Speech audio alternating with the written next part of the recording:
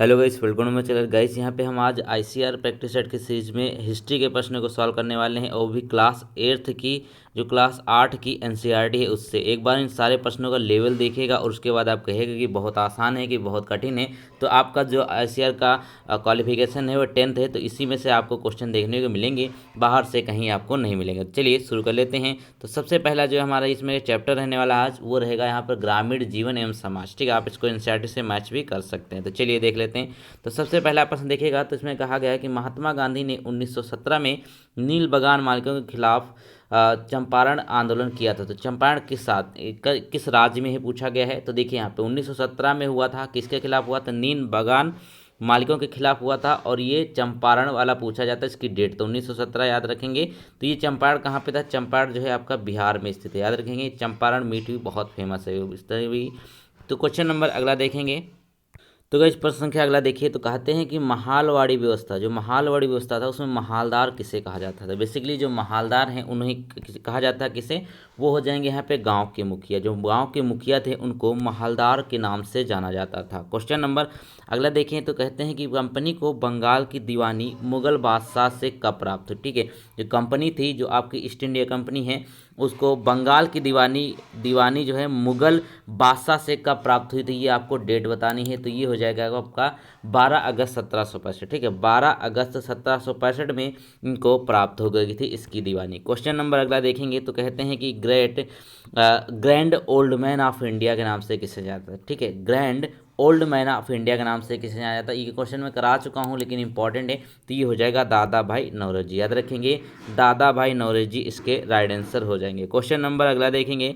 तो यहाँ पे 6 में बोला गया है कि स्थायी बंदोबस्त व्यवस्था किस गवर्नर जनरल के समय शुरू हुई थी? ठीक है, स्थायी बंदोबस्त की व्यवस्था किस गवर्नर जनरल के समय शुरू हुई थी? ये इंपॉर्टेंट है। ये कहाँ हो जाएगा? Lord Cornwallis. ठीक है, लॉर्ड कॉर्नवालिस के समय इस व्यवस्था को चालू किया गया था। क्वेश्चन नंबर अगला देखेंगे। तो कहते हैं कि रैयतवाड़ी व्यवस्था, ये भी इंपॉर्टेंट है।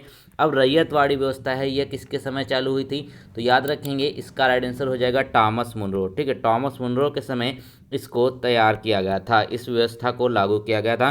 क्वेश्चन नंबर अगला देखेंगे। तो कहते हैं 8 में कि पहली चाय कंपनी किस नाम से जानी जाती है? अब देखिए पहली चाय कंपनी जो है, कितना बढ़िया क्वेश्चन है। ठीक है, इसको किस नाम से जाना जाता है? तो याद रखेंगे चाय के लिए फेमस कौन है? आसाम। ठीक है, आसाम चाय कंपनी, ये भारत की पहली चाय कंपनी रखी गई थी ब्रिटिश के समय में। क्वेश्चन नंबर अगला देखेंगे। कहा गया कि महालवाड़ी व्यवस्था सर्वप्रथम किसने तैयार करी थी? तो महालवाड़ी व्यवस्था की हम बात कर चुके हैं।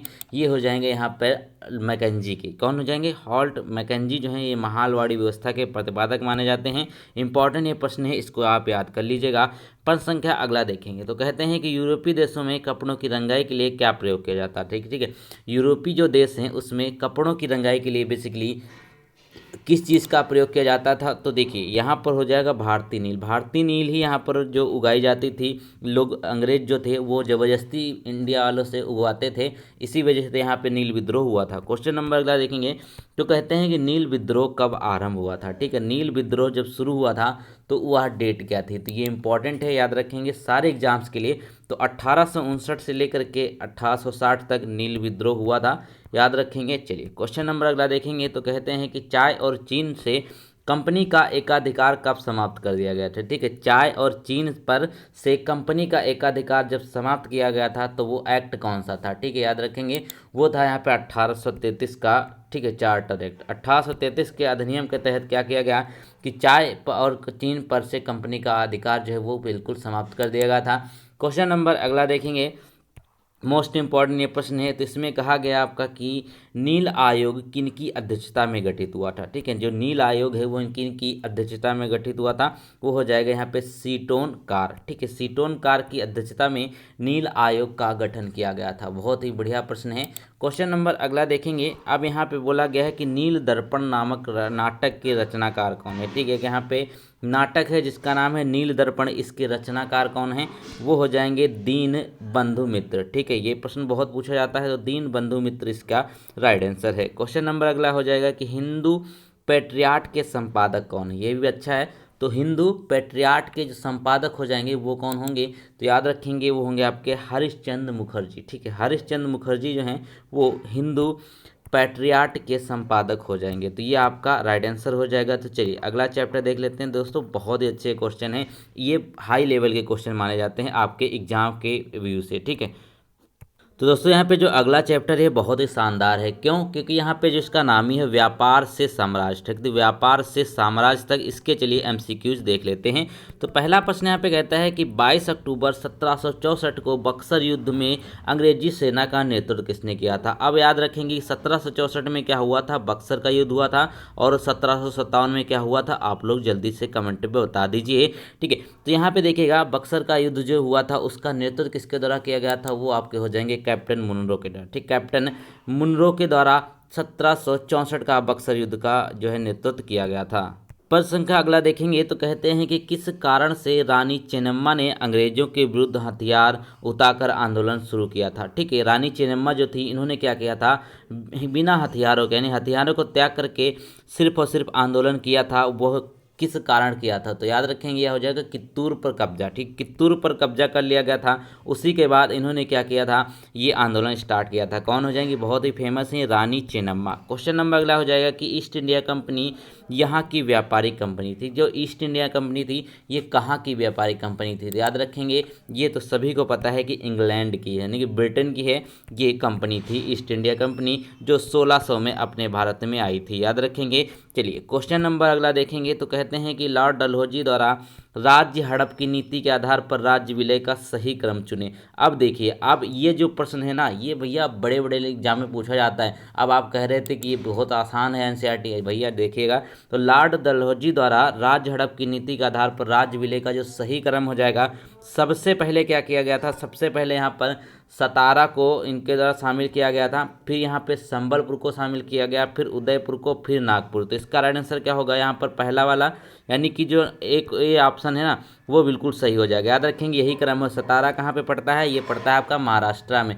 क्वेश्चन नंबर अगला देखेंगे गाइस, अगले प्रश्न में देखेगा तो बोलता है कि 1757 में प्लासी युद्ध का रॉबर्ट क्लाइव एवं किसके बीच लड़ा गया था? ठीक है, जो प्लासी युद्ध था याद रखेंगे, मैंने बताया था कि 1764 जो बक्सर का है और प्लासी का 1757 का है।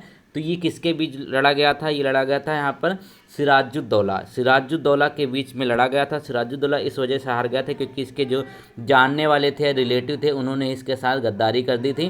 क्वेश्चन नंबर अगला देखेंगे, यहाँ पे 7 में कहता है कि अंग्रेजों को बंगाल में सीमित क्षेत्र में व्यापार की इजाज़त किसने दी थी? ठीक है, अंग्रेजों को बंगाल में सीमित क्षेत्र में व्यापार करने की आज़ादी देकर किसने सबसे बड़ी गलती करी थी? क्योंकि उसी के बाद इनका वर्चस्व धीरे धीरे स्थापित हो गया था, तो वो हो जाएंगे शाहजहाँ। ठीक है, शाहजहाँ के द्वारा इसको सबसे पहले दिया गया था कि आप व्यापार कर लीजिए कुछ जगहों पर। प्रश्न क्या अगला देखेंगे तो कहते हैं कि वास्को डी गामा किस देश का निवासी था? अब वास्को डी गामा जो थे वो किस देश के निवासी थे? क्योंकि इन्होंने क्या किया था, भारत पहुँचे थे 1498 में। तो ये कब आए थे, पुर्तगाली थे, ये पुर्तगाली यानी सबसे पहले अपने भारत आने वाला व्यक्ति कौन थे, वो थे यहाँ पर वास्को डी गामा। और यहाँ पर ये कहाँ के रहने वाले थे, वो थे आपके पुर्तगाली। ठीक है, क्वेश्चन नंबर अगला देखेंगे। अगले प्रश्न में कहा गया कि ईस्ट इंडिया कंपनी की स्थापना किस महारानी के समय हुई थी? जो कि ईस्ट इंडिया कंपनी जो है वह किसके समय हुई थी? याद रखेंगे एलिजाबेथ प्रथम। ठीक है, एलिजाबेथ प्रथम के समय में ईस्ट इंडिया कंपनी की स्थापना करी गई थी। क्वेश्चन नंबर अगला देखेंगे तो कहते हैं कि ब्रिटेन के सम्राट जेम्स प्रथम ने किसे राजदूत बनाकर जहांगीर के दरबार में जो है भेजा था? तो कौन भेजे गए थे? याद रखेंगे, बहुत ही अच्छा क्वेश्चन है। तो बोला गया है कि जहांगीर के दरबार में भेजा गया था, तो इसका राइट आंसर होगा कैप्टन हॉकिंस। ठीक, कैप्टन हॉकिंस इसके राइट आंसर हो जाएंगे। चलिए क्वेश्चन नंबर अगला देखेंगे तो कहते हैं कि सिराजुद्दौला, अभी सिराजुद्दौला जब के जो युद्ध हुआ था तो उसमें सिराजुद्दौला की हार हो गई थी। अब इनकी हार के बाद जो वहाँ के नवाब बनाए गए थे बंगाल के, वो कौन बनाए थे, वो बनाए मीर जाफर। ठीक है, मीर जाफर जो थे वो बंगाल के नवाब बनाए गए थे जब सिराजुद्दौला की हार हो गई थी। क्वेश्चन नंबर अगला देखिएगा तो पूरी एग्जैक्ट डेट के साथ इसको आपको याद करना है, वो हो जाएगा बक्सर का युद्ध कब हुआ। ठीक है, बक्सर का युद्ध कब हुआ था तो देखिएगा वो आपका राइट आंसर हो जाएगा 22 अक्टूबर 1764। इसमें 1764 एक ही में हुआ तो आप इसको आसानी से पिक कर लेंगे। मान लीजिए सभी में 1764 दिया होता तो 22 अक्टूबर आपके लिए याद करना मस्ट है। ठीक है, याद रखेंगे, पूछा जाता है। क्वेश्चन नंबर अगला देखेंगे 13 में कहा गया कि प्लासी का युद्ध कब हुआ था। ठीक है, प्लासी का जो युद्ध है वह कब हुआ था, तो याद रखेंगे ये हुआ था 23 जून 1757 में। इसको भी आप पिक कर लेंगे, तो 23 जून 1757 में प्लासी का युद्ध लड़ा गया था। क्वेश्चन नंबर अगला देखेंगे तो कहते हैं कि टीपू सुल्तान एवं लॉर्ड कॉर्नवालिस के बीच कौन सी संधि हुई थी। ठीक है, टीपू सुल्तान और लॉर्ड कॉर्नवालिस के बीच जो संधि हुई थी उसका नाम हो जाएगा श्रीरंगपट्टनम। ठीक है, श्रीरंगपट्टनम जो संधि हुई थी वो किसके बीच हुई थी, वो हुई थी टीपू सुल्तान और लॉर्ड कॉर्नवालिस के बीच में। याद रखेंगे, बहुत ही बढ़िया प्रश्न है। क्वेश्चन नंबर अगला कहता है कि विलय की नीति जो है, विलय की नीति है किस अंग्रेज की देन है। ठीक है, याद रखेंगे, विलय की नीति किस अंग्रेज की देन, यह याद रखेंगे। तो इंपॉर्टेंट है ये प्रश्न। लॉर्ड डलहौजी, अभी हमने बताया था कि सबसे पहले 17 को शामिल किया था, तो लॉर्ड डलहौजी को यहाँ पे हड़प नीति के नाम से भी जाना जाता है और इनको कहा जाता है विलय की नीति से संबंधित है। तो गाइस ये क्वेश्चन देख लेते हैं। तो चलिए अगला प्रश्न देख लेते हैं। अगला प्रश्न जो रहेगा आपका चैप्टर जो रहेगा उपनिवेशवाद और आदिवासी। ठीक है, तो बहुत ही इंपॉर्टेंट ये चैप्टर है। तो पहला प्रश्न ही कहता है आपका कि आदिवासी समाज द्वारा प्रयोग किया गया दीकू शब्द किनके लिए प्रयोग किया जाता है। जो आदिवासी समाज है वो एक वर्ड प्रयोग करते थे जिसका जो कहते थे दीकू। तो ठीक है, तो बोला गया है कि दीकू जो है यह किससे संबंधित है, तो याद रखेंगे किससे, बाहरी लोगों के लिए। ठीक है, बाहरी जो आते थे उनको दीकू के नाम से आदिवासी लोग पुकारते थे। क्वेश्चन नंबर अगला देखिए।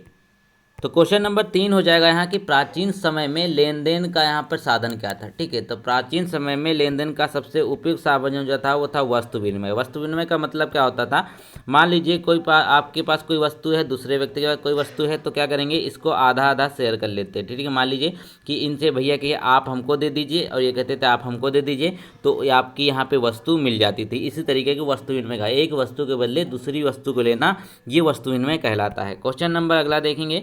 अब अगले प्रश्न में कहता है कि मुद्रा की सुविधा नहीं होने के कारण कौन सा प्रचलन था। ठीक है, मुद्रा की सुविधा वहाँ पे उस समय थी नहीं, तो कौन चीज़ प्रचलन थी, तो सबसे बढ़िया हमने बताया ना कि वस्तु विनिमय। सिर्फ उस समय वस्तु विनिमय प्रचलन थी, एक वस्तु दीजिए दूसरी वस्तु लीजिए, ये यहाँ पे प्रचलन था।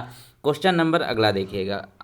अगले में कहता है कि बकरवाल जनजाति पालते थे। जो बकरवाल थे वह कौन सी जनजाति पालते थे, तो याद रखेंगे जो बकरवाल थे ना वो जनजाति पालते थे यहाँ पे बकरियाँ। ठीक है, वो बकरियाँ पालते थे, इसके नाम से भी स्पष्ट हो रहा है बकरवाल बकरियाँ पालते थे।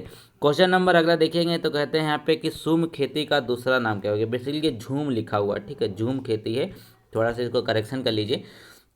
तो झूम खेती का जो दूसरा नाम हो जाएगा उसको कहते हैं घुमंतू खेती। अब यह खेती होती कैसी है, मान लीजिए यहाँ पर एक जंगल है। ठीक है, यहाँ पे एक जंगल है ये यहाँ पे, तब इस क्या करते हैं, जैसे कुछ आदिवासी लोग हैं तो क्या करते हैं, इसको यहाँ पे जला देते हैं। पूरा जंगल जलाने के बाद यहाँ पे खेत जो हो जाता है उसी में खेती कर लेते हैं और खेती करने के बाद फिर छोड़ देते हैं, फिर दूसरे तरफ पड़ते हैं, वहाँ पे उस एरिया को जलाते हैं, फिर खेती करते हैं। इस तरीके की होती है झूम या फिर घुमंतू कहते हैं।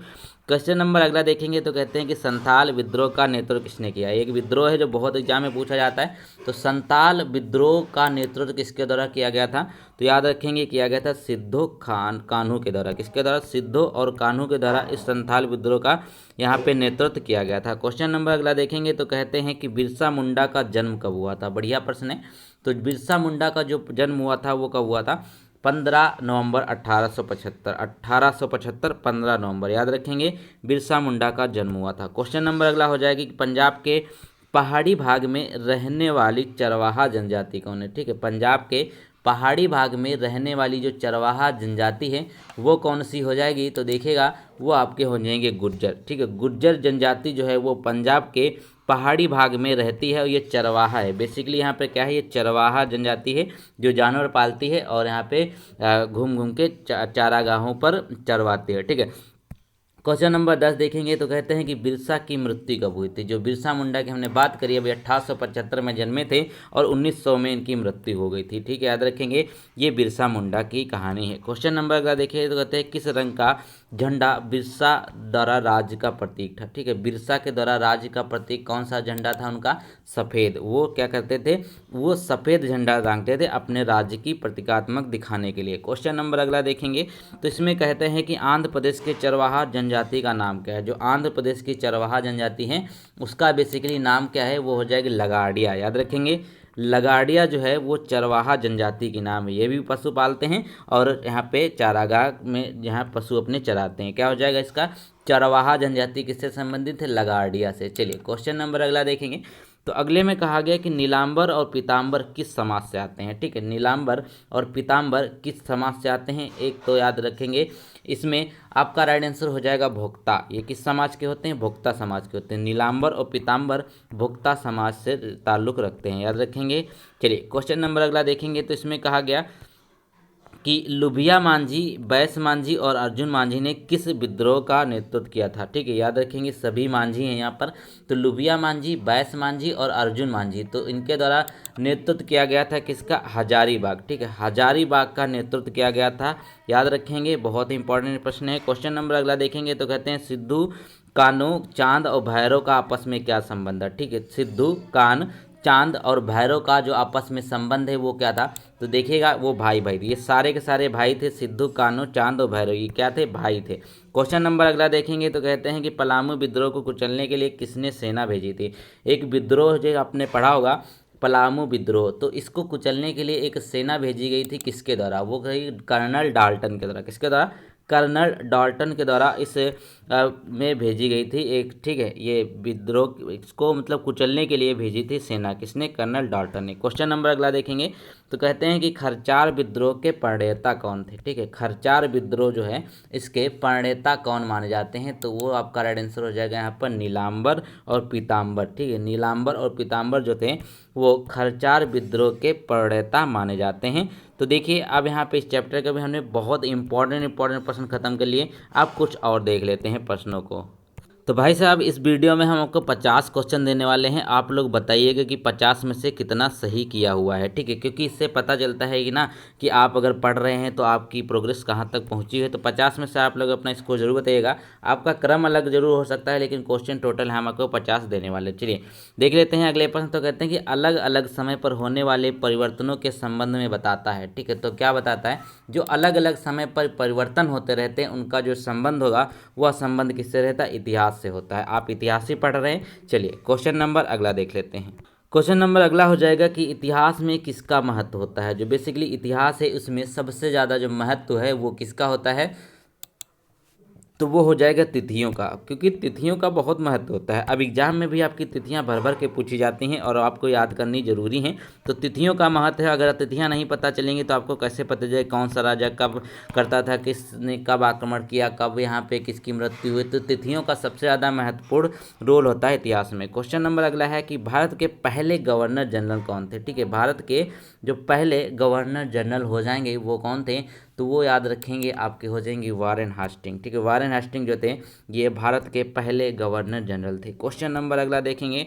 तो इसमें कहा गया कि लॉर्ड क्लाइव ने भारत का नक्शा तैयार करने की जिम्मेदारी किसको सौंपी थी। ठीक, जो लॉर्ड क्लाइव हैं इन्होंने भारत का नक्शा तैयार करने की जिम्मेदारी किसको सौंपी थी, तो बहुत ही बढ़िया प्रश्न ही हो जाएगा, जेम्स रे ने। ठीक है, जेम्स रे ने इसको किया था। बहुत ही बढ़िया प्रश्न है। चलिए क्वेश्चन नंबर अगला देखेंगे। इसमें कहा गया कि भारत के अंतिम वायसराय कौन थे। भारत के जो अंतिम वायसराय हैं वो कौन हो जाएंगे, तो याद रखेंगे ये भी बढ़िया क्वेश्चन है। तो यहाँ पर जो लॉर्ड माउंटबेटन, ठीक है, लॉर्ड माउंटबेटन जो हैं वो क्या हो जाएंगे, भारत के अंतिम वायसराय के रूप में जाने जाते हैं। तो यह आपका राइट आंसर हो गया। चलिए क्वेश्चन नंबर अगला देखेंगे। अगर इसमें तो इसमें कहा गया कि भारत का जो कश्मीर से कन्याकुमारी तक का भारत का विस्तार है वो कितना है। कश्मीर से लेकर के, ठीक है, ये जो आपका ठीक भारत है, ठीक है, ये मान लीजिए इसे, ये भावनाओं मत भैया बढ़िया बना नहीं पाए, तो ये बोला गया कि कश्मीर से कन्याकुमारी के बीच में जो डिस्टेंस है वो बेसिकली कितनी है, याद रखेंगे। ये आपकी हो जाएगी यहाँ पर 3200 किलोमीटर। कितनी होती है, 3200 किलोमीटर आपकी ये डिस्टेंस है। तो गाइस यहाँ पे हमने 50% कर लिए। अब 50 में से आपने कितना सही किया जल्दी से कमेंट में हमको बता दीजिए। फिर मिलते हैं कल नई वीडियो के साथ। तब तक के लिए वीडियो को लाइक करें, चैनल को सब्सक्राइब करें। सारे के सारे प्रश्न आपके लिए इंपॉर्टेंट है भैया, यहीं से पूछा जाएगा, यकीन मानिए। Thank you so much.